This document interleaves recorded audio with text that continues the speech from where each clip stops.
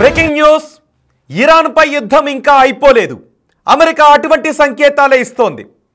అయితే అక్కడ యురేనియంని ధ్వంసం చేసిన తర్వాత, అణు ప్లాంట్లను ధ్వంసం చేసిన తర్వాత, ఇరాన్కు చెందిన మిసైల్స్, బ్యాలిస్టిక్ మిసైల్స్ని ధ్వంసం చేసిన తర్వాత యుద్ధం ముగింపు దశకు వస్తూ ఉంది. ఇక యుద్ధం కొనసాగించాలో లేదో ఇరానే తేల్చుకోవాలని అమెరికా అంటూ ఉంది. కానీ ఈ మాటలు మీరు నమ్ముతూ ఉన్నారా? అసలు అమెరికా ఉద్దేశం మీకేమనిపిస్తోంది? తెలుగు రాష్ట్రాల ప్రజలుగా అమెరికా ఉద్దేశం మీకు ఏమనిపిస్తుందో మీ అభిప్రాయాన్ని కామెంట్ బాక్స్లో తెలియచేయండి. ఇప్పటికే మనం చూసాం నతాంజ్ ఫోర్డ్ ఈ ప్రాంతాల్లో అమెరికా బంకర్ బస్టర్స్తో దాడులు చేసింది. అలాగే మరో ప్లేస్ కూడా ఉంది. ఆ ప్లేస్లో ఇస్ఫహాన్లో అమెరికా కేవలం మిసైల్స్ని మాత్రమే ప్రయోగించింది. ఆ ప్లేస్లో బంకర్ బస్టర్స్ని ఉపయోగించలేదు.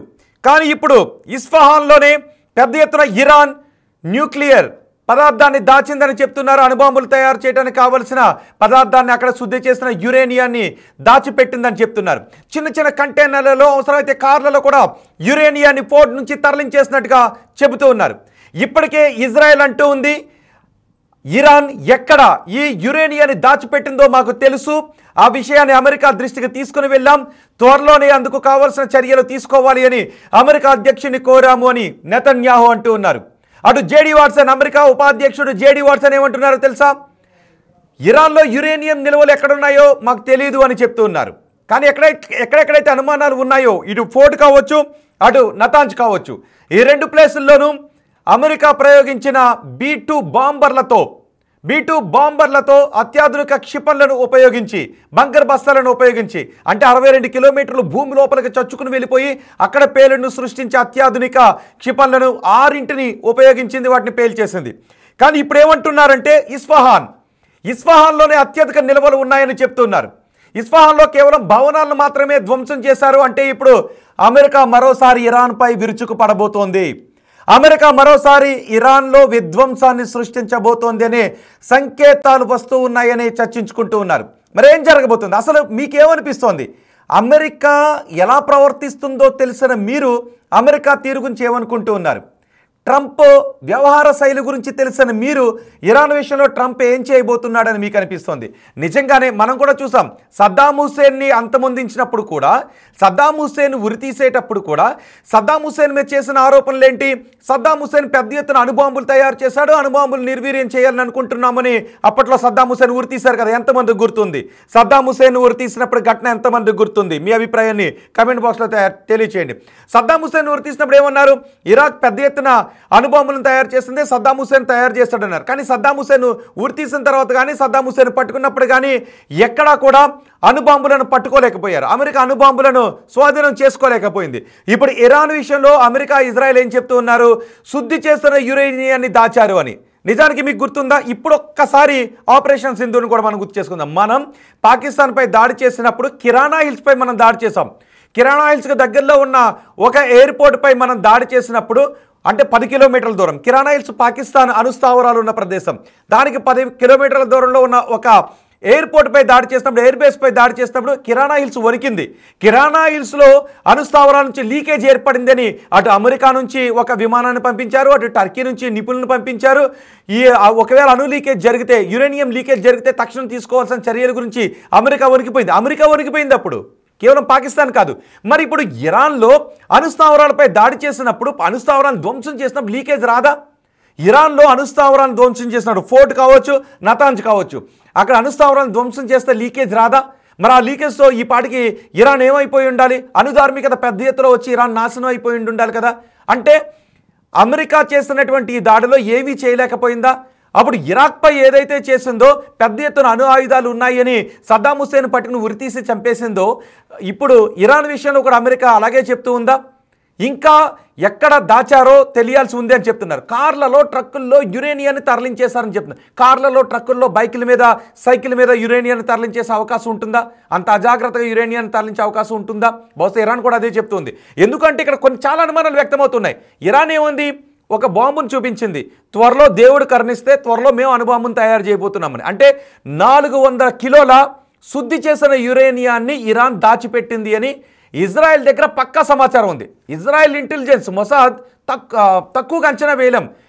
మొసాద్ ఎవరినైనా టార్గెట్ చేస్తే, ఏ లీడర్నైనా టార్గెట్ చేస్తే ప్రపంచంలో ఏ మూల దాక్కున్నా ఆ లీడర్ని మొసాద్ లేపేస్తుంది. అంత ఇంటెలిజెన్స్ వాళ్ళకు ఉంది.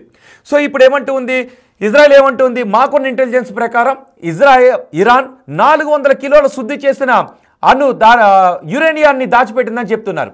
ఆ 400 కిలోలతో ఎన్ని బాంబులు తయారు చేయొచ్చో తెలుసా? మీకు ఐడియా ఉంటే ఒక్కసారి కమెంట్ బాక్స్లో తెలియచేయండి. సో నేను చెప్తున్నాను 10 బాంబులను తయారు చేయొచ్చంట. ఇప్పుడు 400 కిలోల శుద్ధి చేసిన యురేనియంతో ఇరాన్ 10 అణుబాంబులను తయారు చేయొచ్చంట. ఇరాన్ ఏం చెప్తుంది, మేము ప్రతీకారం తీర్చుకోబోతున్నాం, మీరు ఒకవేళ ఇలాంటి పని చేస్తే మేము ప్రతీకారం తీర్చుకుంటామని వార్నింగ్ ఇవ్వటం వేరు. ఇరాన్ అనౌన్స్ చేసేసింది, అమెరికా తప్పు చేసేసింది, మేము ప్రతీకారం తీర్చుకోబోతున్నాం, చరిత్రలో అమెరికా చేసిన తప్పుకు అమెరికా బాధపడాల్సి ఉంటుందని ఇరాన్ అనౌన్స్ చేసేసింది. ఇప్పుడు ఇరాన్ దగ్గర 400 కేజీల శుద్ధి చేసిన యురేనియం ఉంది, మేము అమెరికా అధ్యక్షుడికి ఫిర్యాదు చేశామని నెతన్యాహు అంటున్నాడు. అంటే ఇప్పుడు ఇరాన్పై మరోసారి పెద్ద ఎత్తున దాడికి అమెరికా సిద్ధమవుతుందా? ఇప్పుడు కేవలం తోమాక్ లాంటి మిసైల్స్తో మాత్రమే ఈ ఇస్ఫహాన్ ప్రాంతంలో అమెరికా దాడులు చేసింది. మిగిలిన చోట్ల మాత్రమే, అటు ఫోర్ట్ కావచ్చు, నతాంజ్ కావచ్చు, అక్కడ మాత్రమే అమెరికా ఈ బంకర్ బస్తాలతో దాడి చేసింది. ఇప్పుడు ఈ 400 శుద్ధి చేసిన యురేనియం ఇరాన్ దగ్గర ఉంది, దాంతో 10 బాంబులను తయారు చేయొచ్చు. కాబట్టి ఇరాన్పై అమెరికా ఇప్పుడు మరోసారి పెద్ద ఎత్తున దాడులకు తెగబడబోతోంది అని తెలుస్తూ ఉంది. ఇటు ఇరాన్ కూడా అమెరికాపై పెద్ద ఎత్తున ప్రతీకారం తీర్చుకుంటాం, మేము సిద్ధం అని చెప్తుంది. దేవుడు కరుణిస్తే మేము అణుబాంబుని తయారు చేయబోతున్నాం అని చెప్తుంది. మరి అసలు ఇప్పుడు అమెరికా అధ్యక్షుడి లక్ష్యం ఏంటి? ఖమైనీని అంతం చేయడమా, ఇరాన్ని పూర్తిగా తమ చెప్పు చేతుల్లో పెట్టుకోవడమా, లేదంటే అమెరికా చెప్తున్నట్టుగా, ఇజ్రాయెల్ చెప్తున్నట్టుగా కేవలం ఇరాన్లో ఉన్నటువంటి శుద్ధి చేసిన యురేనియంని ధ్వంసం చేయడమేనా? కేవలం యురేనియం ధ్వంసం చేయడమే అని మీరు ఎవరైనా అనుకుంటూ ఉన్నారా? ఒక్కసారి మీ అభిప్రాయాన్ని కమెంట్ బాక్స్లో తెలియచేయండి. నిజానికి ఇప్పుడు పరిస్థితులు చూస్తూ ఉంటే ఇరాన్లో యుద్ధం అయిపోయినట్టుగా కనిపించడం లేదు. మనం ఏదైతే చూసామో అమెరికా పెద్ద ఎత్తున నేరుగా తన B-2 బాంబర్లతో ఇరాన్పై విరుచుకు పడిందో, ఇప్పుడు అమెరికా మరోసారి విరుచుకు పడబోతుందా? ఇజ్రాయెల్ చెప్పిన మాటలు వింటూ ఉంటే నిజమని అనిపిస్తూ ఉంది. ఇప్పటికీ మనం ఆ దృశ్యాలు మనం చూడొచ్చు. అమెరికా చేసిన దాడుల కారణంగా ధ్వంసమైన ఇరాన్ అణుస్థావరాలుగా చెప్పబడుతున్న ప్రాంతాలను మీరు బిగ్ టీవీ స్క్రీన్ పైన చూడొచ్చు. మరి రాబోయే కొన్ని రోజుల్లో ఏం జరగబోతోంది? ఇప్పటికీ అమెరికా అంటూ ఉంది యుద్ధాన్ని ఆపాలి అనుకుంటే అది ఇరాన్ చేతుల్లోనే ఉంది, మేము చేయాల్సిందంతా చేశాము అని అమెరికా అంటూ ఉంది. అటు ఇజ్రాయెల్ కూడా ఏమంటూ ఉంది, ఒక పక్క గాజాలో యుద్ధం ముగింపు దశకు వచ్చింది, హమాస్ ఉగ్రవాదులు బందీలుగా ఉన్న ఆ బందీలను మాకు అప్పగిస్తే ఇజ్రాయెల్లో యుద్ధం ముగింపు దశకే వచ్చింది అని. కానీ ఇరాన్లో ముగింపు దశకు వచ్చిందని ఎక్కడ అనడం లేదు. ఒక పక్క అంటూనే 400 కిలోల శుద్ధి చేసిన యురేనియం ఇరాన్లో ఉంది అని చెబుతూ ఉన్నారు. ఆ మాటలు వింటే మీకు ఏమనిపిస్తోంది? ఇరాన్ దగ్గర ఇంకా 400 కిలోల శుద్ధి చేసిన యురేనియంని ధ్వంసం చేయడానికి ఇప్పుడు అమెరికా, ఇజ్రాయెల్ కలిసి ఏం చేయబోతున్నాయి? ఇప్పటికే అమెరికా బేస్ క్యాంపులు ఎక్కడైతే ఉన్నాయో ఆ దేశాలపై ఇరాన్ దాడి చేసే అవకాశం ఉందని అమెరికా చెప్తోంది. సో ఇరాన్ దగ్గర ఇప్పటికే రాడార్ వ్యవస్థను తప్పించుకొని వెళ్ళి దాడులు చేసే అత్యాధునిక క్షిపణులు ఉన్నాయి. వాటితోనే మొన్న ఇజ్రాయెల్పై దాడి చేసింది. ఇజ్రాయెల్ ఐరన్ డోమ్ కూడా వాటిని అడ్డుకోలేకపోయింది. ఇప్పుడు వాటిని ఉపయోగించి ఈ దేశాలపై దాడులు చేస్తే, ఒకవేళ చేస్తుందేమో అనే అనుమానంతో ఇజ్రాయెల్ దగ్గర ఉన్నటువంటి మిసైల్స్ను కూడా ధ్వంసం చేస్తామన్న ఉద్దేశంతో అమెరికా మరోసారి ఇజ్రాయెల్పై దాడి చేయబోతోందా? ఏమో, ఏ క్షణమైనా ఏమైనా జరిగే అవకాశం ఉంది. ఎందుకంటే 400 కిలోల శుద్ధి చేసిన యురేనియం ఇరాన్ దగ్గర ఉంది అని చెబుతున్నారు. అంటే ఇరాన్పై మరోసారి విరుచుకు పడబోతున్నారు అని. ఆ విధ్వంసం ఏ స్థాయిలో ఉండబోతోంది? ఇప్పటికే చైనా, రష్యా అమెరికా చేసిన పనిని తప్పుబడుతున్నాయి. చైనా, రష్యా ఇరాన్పై యుద్ధాన్ని ఆపాలి, అమెరికా దాడులు ఆపాలి అని డిమాండ్ చేస్తూ ఉన్నాయి. కానీ అమెరికా మాత్రం ఇప్పట్లో ఆపేలా కనిపించడం లేదు. మరోసారి 400 కేజీల శుద్ధి చేసిన యురేనియం ఇప్పటికీ ఇరాన్ దగ్గర ఉంది అంటే, శుద్ధి చేసిన యురేనియం ఉంది అంటే త్వరలో బాంబులు తయారు చేసేయచ్చు. శుద్ధి చేసిన 400 కిలోల యురేనియంతో ఇరాన్ 10 బాంబులను తయారు చేయొచ్చు. పగతో రగిలిపోతున్న, కసితో రగిలిపోతున్న ఇరాన్ ఆ తయారు చేసిన 10 బాంబులను ఇజ్రాయెల్ పైన, అమెరికా పైన ప్రయోగించే అవకాశం కూడా ఉంటుంది. లేదంటే అమెరికా బేస్ క్యాంపులు ఎక్కడ ఉన్నాయో వాటిపైన బహుశా ప్రయోగిస్తుందా లేదా అనేది చూడాలి. ఎందుకంటే మళ్ళీ ఆ దేశాలతో, సౌదీలో బేస్ క్యాంపులు ఉన్నాయి, మరి సౌదీ పైన మిసైల్స్ని ప్రయోగించే అవకాశం ఉంటుందా? బేస్ క్యాంపుల పైన మిసైల్స్ని ప్రయోగించే అవకాశం ఉంటుందా? ఒకవేళ అలాగే చేస్తే సౌదీ రియాక్షన్ ఎలా ఉంటుంది? అది ఎటువంటి పరిణామాలకు దారితీసే అవకాశం ఉంటుంది? కువైట్లో కూడా అమెరికా బేస్ క్యాంపులు ఉన్నాయి. అక్కడ బాంబులను ప్రయోగిస్తే కువైట్ ఎలా రియాక్ట్ అవుతుంది, టర్కీలో కూడా ఉన్న టర్కీ ఎలా రియాక్ట్ అవుతుంది.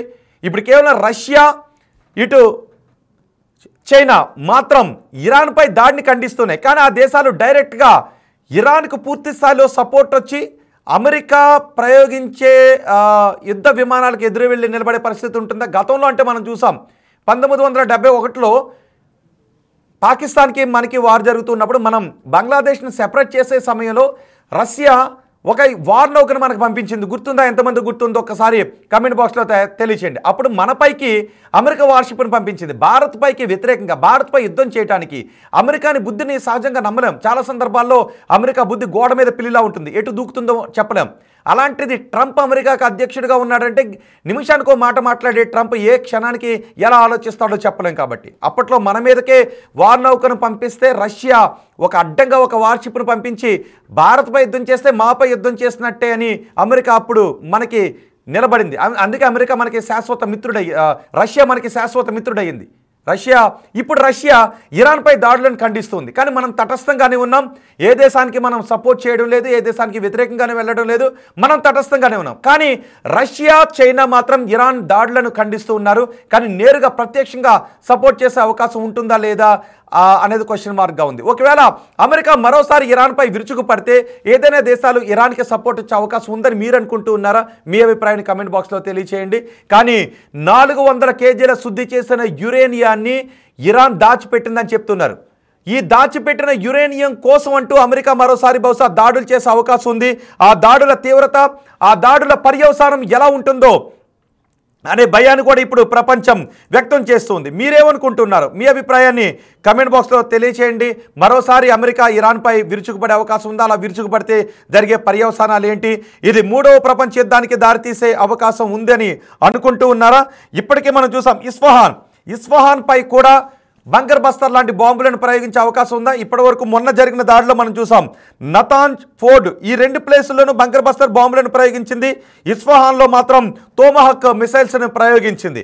ఇప్పుడు ఇస్ఫహాన్లో ఈ బంకర్ బస్తర్ లాంటి బాంబులను ప్రయోగించే అవకాశం ఉందా? ఈ ఖమేనీని ఎక్కడ దాచిపెట్టారు అనేది వెతకటానికే అమెరికా ప్రయత్నం చేస్తుందా? ఇప్పటికే ఇజ్రాయెల్ అనుకుంటూ ఉంది ఖమేనీని హతం చేస్తే ఇరాన్ పూర్తిగా మన చెప్పు చేతలోకి వచ్చేసినట్టని భావిస్తూ ఉన్నారు. ఇప్పుడు శుద్ధి చేసిన యురేనియం పేరుతో ఖమేనీని హతం చేసే దిశగా అమెరికా ఇజ్రాయెల్ పావులు కదుపుతూ ఉన్నాయా? మొన్న ఇజ్రాయెల్ చేసిన దాడిలో ఏమీ పట్టలేకపోయారా?